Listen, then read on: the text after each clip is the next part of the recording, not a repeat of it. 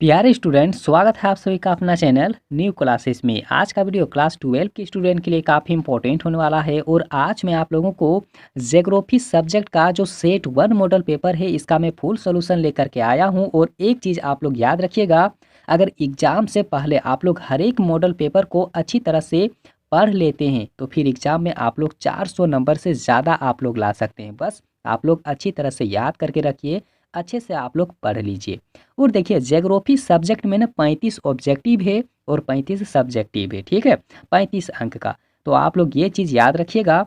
और अगर काफ़ी सारे स्टूडेंट नए हैं तो आप लोग चैनल को सब्सक्राइब करके साथ ही बेल आइकन को जरूर दबाइएगा।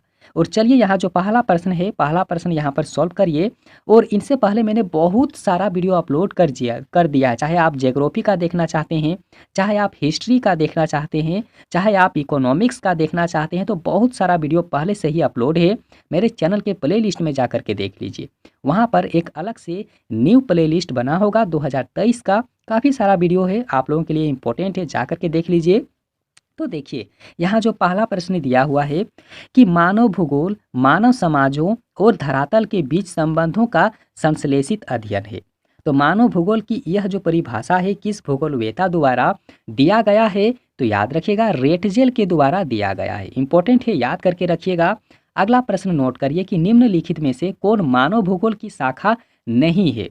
तो देखिए, मृदा भूगोल जो है, वो यहाँ जो मृदा भूगोल दिया हुआ है ना, वह मानव भूगोल की शाखा बिल्कुल भी नहीं है। ये चीज़ आप लोग याद रखिए। आगे देख लीजिए कि ग्रिफ्ट टेलर द्वारा निम्नलिखित में से किस संकल्पना को दिया गया है। तो देखिए, नव निश्चयवाद की जो निश्चयवाद की जो कल्पना है, संकल्पना है, यह दिया गया था, ठीक है। आगे प्रश्न नोट करिए कि निम्नलिखित में कौन सा भौतिक कारक जनसंख्या के वितरण को प्रभावित करता है। तो यहाँ जो बी ऑप्शन का जो दिया हुआ है ना कि जल की उपलब्धता, ये बिल्कुल इसका राइट आंसर होगा। आप लोग याद करके रखिएगा। और यहाँ पर 5 नंबर का प्रश्न देख लीजिए कि निम्नलिखित में कौन सा प्रवास का एक प्रतिकर्ष कारक है। तो प्रवास का जो प्रतिकर्ष कारक होता है, ठीक है, ये चीज़ आप लोग याद रखिएगा, प्रतिकूल जलवायु होगा। क्या होगा? तो प्रतिकूल जलवायु होगा। इसका ग ऑप्शन जो है बिल्कुल इसका राइट आंसर होगा। आगे देख लीजिए कि जनांकीय संक्रमण सिद्धांत का प्रतिपादन किसने किया था। तो किसने किया है? तो W.M. थॉमसन का किया किया गया है। याद रखिएगा, डॉमसन यहाँ जो दिया हुआ है ना, थॉमसन, इसके सिद्धांत में आप लोगों को जनांकीय संक्रमण का जो बात है वो मिलता है, ठीक है।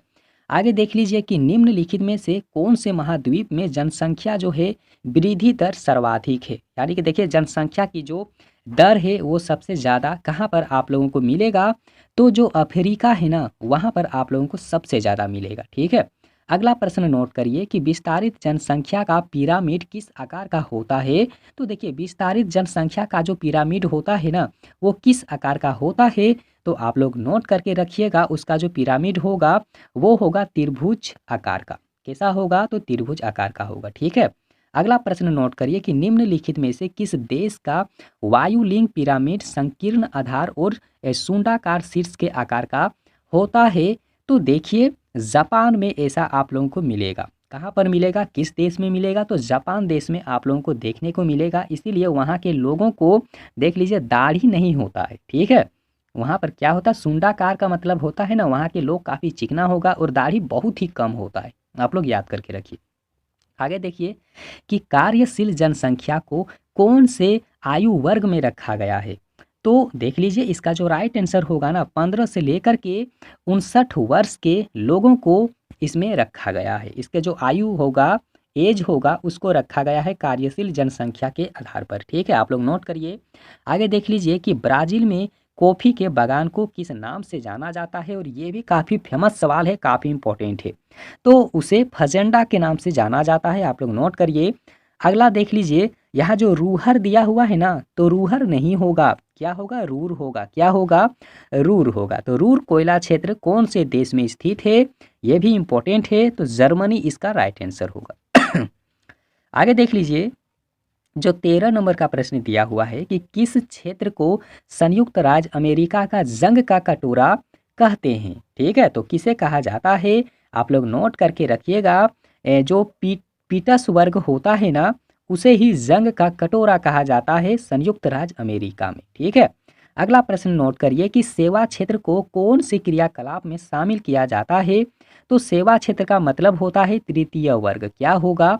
तो तृतीय वर्ग होगा। ठीक है, आगे देख लीजिए कि बिग इंच पाइप, ठीक है, ये काफ़ी इंपॉर्टेंट है। बिग इंच पाइपलाइन जो है कौन से पदार्थ का इसमें परिवहन होता है, ये काफ़ी इंपॉर्टेंट सवाल है, तो याद रखिएगा। उसमें जो है ना, उसमें पेट्रोलियम प्रवाहित किया जाता है। ठीक है, आगे देख लीजिए कि विश्व व्यापार संगठन का मुख्यालय कहाँ पर है। तो इसका भी राइट आंसर आप लोग याद रखिएगा, जेनेवा होगा। कहाँ होगा? तो जेनेवा होगा। ठीक है, अगला प्रश्न नोट करिए कि निम्नलिखित में कौन सा दक्षिण अमेरिका देश ओपेक का सदस्य है। ठीक है, ओपेक, ओपेक मतलब होता है एक संगठन। ठीक है, तो देख लीजिए दक्षिण अफ्रीका देश में ओपेक का सदस्य कौन है, ये भी काफ़ी इंपॉर्टेंट है। तो इसका राइट आंसर होगा वेनेजुएला। क्या होगा? तो वेनेजुएला होगा। आप लोग हर एक मॉडल पेपर को बिल्कुल अच्छी तरह से पढ़ लीजिए। याद रखिए, आप लोग हर एक मॉडल पेपर को आप लोग अच्छे से सॉल्व कर लीजिए। अगला प्रश्न नोट करिए कि निम्न में से किस प्रकार के बस्तियां सड़क और नदी के किनारे विकसित होती है। यह भी इंपॉर्टेंट सवाल है। तो देख लीजिए यहाँ पर क्या दिया हुआ है कि बस्तियां जो हैं नदी में, नदी के किनारे विकसित होती है। तो ये इंपॉर्टेंट है, तो याद रखिएगा नदी के किनारे जो बस्तियां विकसित होती है ना, वो रेखीय होती है। किस तरीके का होता है? यहाँ रेखिक दिया हुआ है, कोई बात नहीं, लेकिन रेखीय होता है। आप लोग याद रखिएगा। अगला प्रश्न नोट करिए कि विश्व नगरी मेगालोपोलिस शब्द का प्रयोग सर्वप्रथम किसने किया है। तो ये भी इंपॉर्टेंट सवाल है। तो जीन गेटमैन ने किया था। किसने किया है? तो जैन गेटमैन ने किया है। अगला प्रश्न नोट करिए कि प्रेयरी घास का मैदान कहाँ स्थित है। और यह काफ़ी इंपॉर्टेंट सवाल है और बहुत पहले एग्जाम में एक बार पूछा गया था, प्रेयरी घास का मैदान। ठीक है, अगला मॉडल पेपर आप लोग देखे होंगे अगर पुराना वाला, तो उसमें दिया हुआ था। ठीक है, तो देख लीजिए जो प्रेयरी घास का जो मैदान है ना, वो कहाँ पर स्थित है। तो याद रखिएगा जो उत्तरी अमेरिका का जो जगह है ना, वहाँ पर स्थित था। ठीक है, आगे देख लीजिए कि भारत में विश्व की कितनी प्रतिशत जनसंख्या निवास करती है। ये भी काफ़ी इंपॉर्टेंट सवाल है।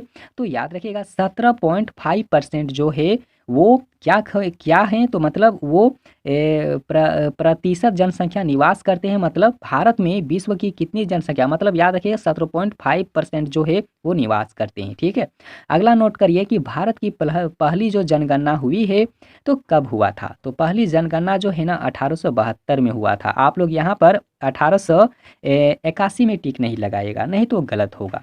क्योंकि प्रश्न क्या है, प्रश्न यहाँ पर दिया हुआ है कि पहली जो जनगणना हुई है ना, वो कब हुई है। तो 1872 में हुआ था। और यहाँ जो मतलब 1881 दिया हुआ है, ये भारत में पूर्ण जनगणना हुआ था। याद रखिएगा भारत में पूर्ण जनगणना कब हुआ है। तो 1881 में हुआ है। लेकिन भारत की पहली जो जनगणना हुई है कब? तो 1872 में। इसीलिए बी ऑप्शन इसका जो है करेक्ट आंसर होगा। ठीक है, आगे नोट करिए कि निम्नलिखित में कौन से राज्य का लिंग अनुपात जो है सबसे न्यूनतम है, मतलब सबसे कम है। तो याद रखिएगा हरियाणा का सबसे कम होगा। ठीक है, और केरल का क्या होगा? तो सबसे ज़्यादा होता है। याद रखिएगा इसका। ठीक, आगे नोट करिए जो 24 नंबर का प्रश्न दिया हुआ है कि 2011 की जनगणना के अनुसार, ठीक है, कौन से राज्य में नगरीकरण का प्रतिशत सबसे ज़्यादा है। तो नगरीकरण के सबसे ज़्यादा जो प्रतिशत है आप लोगों को कहाँ पर मिलेगा। तो गोवा में शायद मिलेगा। 24 का यहाँ पर जो ख ऑप्शन है बिल्कुल इसका सही आंसर होगा। ठीक है, आगे देख लीजिए कि निम्न में से भारत में कौन सा सबसे छोटा भाषाई समूह है। तो सबसे छोटा जो भाषा वाला समूह है ना, वो किरात होगा। आप लोगों को याद रखिएगा इसका जो ग ऑप्शन है सही होगा। और गांव से गांव प्रवास में महिलाओं की सर्वाधिक जनसंख्या का क्या कारण होता है। महिलाओं के बारे में दिया हुआ है कि देख लीजिए गांव से गांव मतलब एक गांव जो है, यहाँ पर आप लोग नोट करिए, एक गांव से लेकर के दूसरा गांव। ठीक है, तो महिलाओं की जनसंख्या सबसे ज़्यादा क्यों हो रही है। तो देखिए एक जगह की महिला जो है शादी करके विवाह करके दूसरे गांव में जा रही है। ठीक है, इसीलिए इसका जो आंसर होगा ना, इसीलिए तो महिला सबसे ज़्यादा वहाँ पर हो जाता है ना। यहाँ पर प्रश्न भी वैसा ही दिया हुआ है कि गांव से गांव प्रवास में महिलाओं की सर्वाधिक जनसंख्या का क्या कारण है। तो शादी के कारण होता है, मतलब बी ऑप्शन जो है इसका राइट आंसर होगा। आप लोग नोट करिए, नोट करके रख लीजिएगा। गांव से गांव में एक महिला शादी करके दूसरे गांव जाती है, जिसके कारण से जनसंख्या जो है वो वहाँ पर बढ़ने लगी है। आगे नोट करिए जो अगला प्रश्न दिया हुआ है कि निम्नलिखित में से कौन से अर्थशास्त्री ने मानव विकास सूचकांक का निर्माण किया है? तो इसका राइट आंसर होगा डॉक्टर महबूब उल हक। इसका पहला पॉइंट बिल्कुल राइट आंसर है, नोट करके रखिए। अगला देख लीजिए कि मानव विकास सूचकांक में भारत का कौन सा राज्य सर्वोच्च स्तर पर है? तो याद रखिएगा सर्वोच्च स्तर में केरल होगा। ठीक है। आगे देख लीजिए 2011 की जनसंख्या के अनुसार भारत के कौन से राज्य में महिला साक्षरता दर सबसे कम है? तो इसका राइट आंसर बिहार होगा। ठीक है, बिहार में साक्षरता दर चाहे महिला की बात की जाए चाहे पुरुष की बात की जाए तो वहाँ पर कम है, याद रखिएगा। ठीक है। आगे देख लीजिए निम्नलिखित में कौन सा राष्ट्रीय राजमार्ग जो है वो सबसे लंबा है? तो देखिए यहाँ जो जल मार्ग दिया हुआ है ना, राष्ट्रीय जल मार्ग, तो लंबा का बात हो रहा है। ठीक है, तो इसका राइट आंसर आप लोग याद रखिएगा NW1 होगा। क्या होगा? NW1 होगा जो सबसे लंबा है। आगे देख लीजिए जो 31 नंबर का प्रश्न है कि निम्नलिखित में से कौन सा एक प्राकृतिक पतन है? तो एक प्राकृतिक पतन का मतलब यहाँ पर आंसर याद रखिएगा मुंबई होगा। क्या होगा? तो मुंबई होगा जो पहले से ही काफ़ी अच्छा है, याद रखिएगा। आगे देख लीजिए निम्नलिखित में कौन सा एक हैजा और पीलिया बीमारी का कारण है? तो देखिए हैजा और पीलिया बीमारी का मुख्य कारण जो होता है ना वो क्या होता है? तो याद रखिएगा जल प्रदूषण के कारण होता है ये सब बीमारी। ठीक है। आगे यहाँ पर देखिए अगला जो प्रश्न दिया हुआ है और ये इंपॉर्टेंट है, आप लोग नोट करके रखिएगा। ठीक है। UNDP का पूरा नाम क्या होता है? काफ़ी इंपॉर्टेंट है। और अभी जो कोरोना वायरस वाला जो सवाल है वो भी एक बार एग्जाम में पूछा गया था, तो उसको भी आप लोग याद रखिएगा कि WHO का फुल फॉर्म क्या होता है। तो ये चीज़ आप लोग याद रखिएगा। ठीक है। तो यहाँ पर देखिए UNDP का पूरा नाम क्या होता है? तो इसका जो राइट आंसर आप लोग नोट करके रखिएगा, इसका राइट आंसर होगा यूनाइटेड नेशंस डेवलपमेंट प्रोग्राम, यानी कि यहाँ पर ख ऑप्शन जो है बिल्कुल इसका राइट आंसर होगा। आप लोग याद करके रखिएगा, नोट करके रखिएगा। ठीक है। अगला यहाँ पर देखिए जो 34 नंबर का प्रश्न है कि टिस्को इस्पात संयंत्र कहाँ उपस्थित है? तो झारखंड के जमशेदपुर में स्थित है, ये चीज़ आप लोग याद रखिएगा। अगला नोट करिए कि दुर्गापुर इस्पात संयंत्र किस देश के सहयोग से स्थापित किया गया है?